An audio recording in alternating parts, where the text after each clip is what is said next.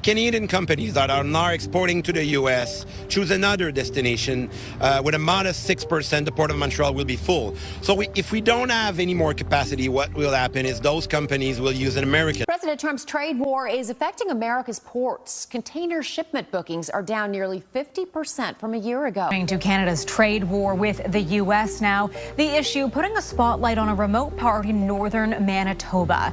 A remote port, that is, in northern Manitoba. The port of Churchill could soon be a very strategic asset. Major drops in cargo at U.S. ports due to tariffs. Your projects office will enable us to take those final steps as quickly as possible. We are referring Port of Churchill Plus. The Port of Los Angeles, the busiest in the Western Hemisphere, has long served as a crucial gateway for Canadian goods entering global markets. Its streamlined operations have dramatically reduced shipping times, allowing products to reach international destinations faster than ever before. But despite its continued success, a looming threat casts a shadow over the port's future. The rising risk of tariffs has sparked concern and drawn increased scrutiny as companies brace for potential disruptions. Now, the port faces the very real possibility of a significant slowdown, a stark contrast to its usual high-energy pace. Yet this looming disruption is only one part of a much broader, more contentious conflict playing out across North America. This time, the battle isn't over trade routes, tariffs, or industrial goods. It's about something far more fundamental: water. A new dispute has emerged, one that cuts to the core of national interests and identity. Former President Donald Trump has ignited tensions by declaring Canada's vast freshwater reserves essential to America's survival. As drought conditions worsen across the southern United States, Trump has turned his focus northward, portraying Canada's rivers and lakes as a critical lifeline for parched U.S. states. What was once a cooperative relationship has now morphed into a high-stakes standoff with the potential to reshape the continent's political and environmental future. The central flashpoint, the Columbia River, a 2,000-kilometer system flowing from British Columbia into the U.S., which Trump has framed as an untapped resource capable of reviving drought-stricken regions and restoring agricultural stability. In a twist of timing, British Columbia revealed that the U.S. government had paused talks to modernize the decades-old Columbia River Treaty, an agreement that governs flood control, power generation, and water supply. Officials stated the current U.S. administration is re-evaluating its international commitments. Trump's remarks, however, effectively turned water, a shared responsibility for generations, into a political bargaining chip.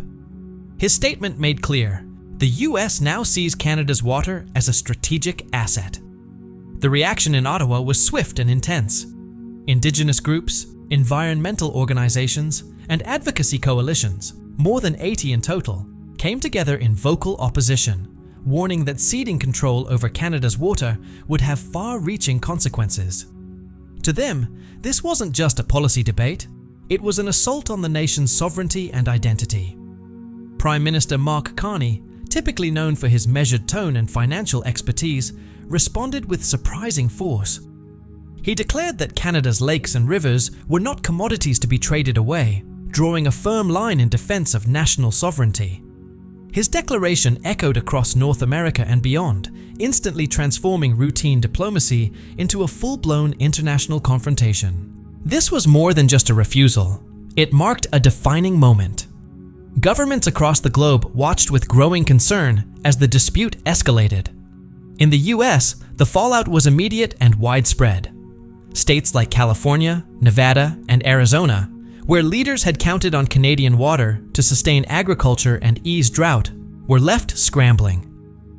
In California's Central Valley, a cornerstone of U.S. food production responsible for nearly 40% of the nation's vegetables and 2/3 of its fruits and nuts, the impact was devastating. Farmers found their canals dry and water allocations slashed. Hopes of incoming relief disappeared overnight, replaced by frustration and a sense of betrayal. Crop yields shrank. Harvests failed. Grocery prices soared. Already strained by inflation, families faced even higher costs at the checkout counter. Economists warned of shortages in staple goods like lettuce, almonds, and tomatoes, forecasting ripple effects throughout global supply chains. What started as a political statement in Washington quickly became a kitchen table crisis for millions of Americans. And the agricultural sector wasn't the only one hit. Trump had promoted Canadian water as a key to American industrial revival and economic strength. Businesses took him at his word. In Arizona, massive semiconductor plants, each consuming tens of millions of gallons of water every week, were built on the promise of a secure supply.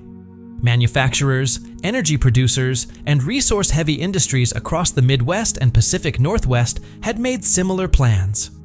When Canada shut the door, those expectations collapsed. Factories slowed. Work shifts were cut. Executives warned of looming shortages in everything from electronics to automobiles and even defense manufacturing.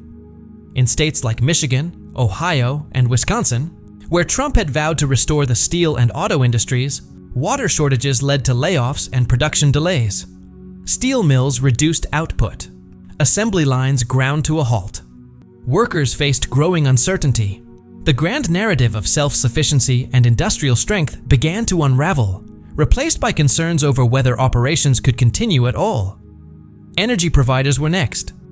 In the Pacific Northwest, hydroelectric plants already weakened by declining reservoir levels had hoped Canadian water would fill the gap. But when that hope vanished, they reverted to coal and gas, setting back progress on clean energy initiatives and raising energy costs for consumers. Instead of security, Trump's water push delivered scarcity and higher bills. Politically, the optics were damning. His promise to eliminate foreign dependence clashed with Canada's unwavering stance, revealing the limits of U.S. influence. And when Trump hinted that the U.S. might reconsider its commitment to the Great Lakes Water Quality Agreement, one of the most important binational environmental accords, the backlash was immediate. Cities like Chicago, Detroit, and Cleveland, where millions depend on the Great Lakes for drinking water, were rattled. Decades of environmental cooperation suddenly seemed fragile. Communities began to wonder if even the most basic protections could be bargained away. What began as a trade conflict has evolved into a continental reckoning, one that asks difficult questions about sovereignty, survival, and how far nations are willing to go when basic resources are on the line. Markets wasted no time reacting to the rising uncertainty. Investors quickly began factoring water security into their decisions, putting agriculture, manufacturing, and technology sectors on high alert. Agricultural stocks dipped almost immediately, while concerns spread to energy and tech companies that rely heavily on large volumes of water.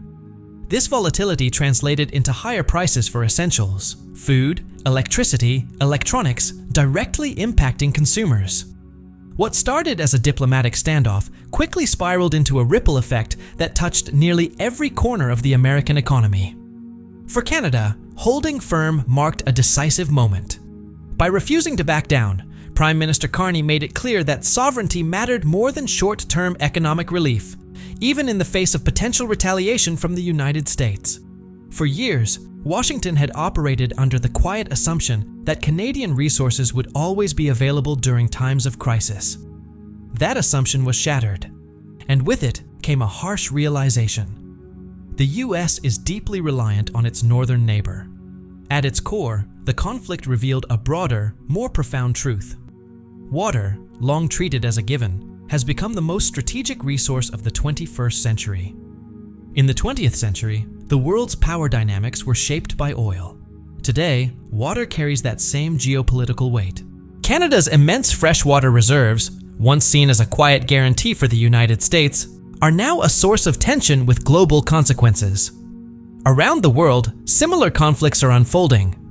In the Middle East, disputes rage over the Euphrates and Jordan rivers. In Asia, the Mekong and Brahmaputra rivers are flashpoints between upstream and downstream nations. Now, Canada finds itself at the center of this global struggle. Trump's confrontation with Canada hasn't just unsettled North America. It has positioned Ottawa as the gatekeeper of one of the world's most vital natural assets. The Columbia River Treaty, once hailed as a model of cross-border cooperation, now serves as a cautionary tale. Originally signed in 1961 to manage flood protection and hydroelectric benefits, The treaty had functioned smoothly for decades. But Trump's move to halt its renewal exposed how even long-standing international agreements could unravel under political pressure. Governments around the world took notice. Many began reassessing how much they could rely on the US in future resource negotiations. For Canada, the treaty's sudden disruption became proof that water isn't just a necessity, it's a powerful tool of national influence. The Great Lakes added another layer to the crisis.